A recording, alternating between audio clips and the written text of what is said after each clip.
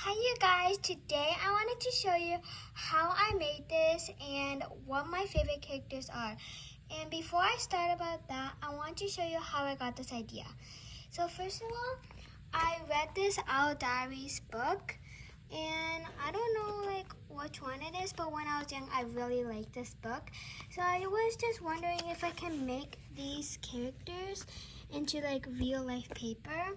And one of my favorite characters are Eva and Lucy and Zara. And by the way, the main character is Eva. And the teacher from here is Mrs. Featherbottom. And this is like a classroom. And how I like to play with it is I pretend this is a real classroom. And I pretend these two are besties. And they always fly together. And then there's this girl and she tries to she doesn't like her. So I just play it like that. And then it's actually really fun. So if you guys also like this idea, then you can also buy this Owl Diaries book.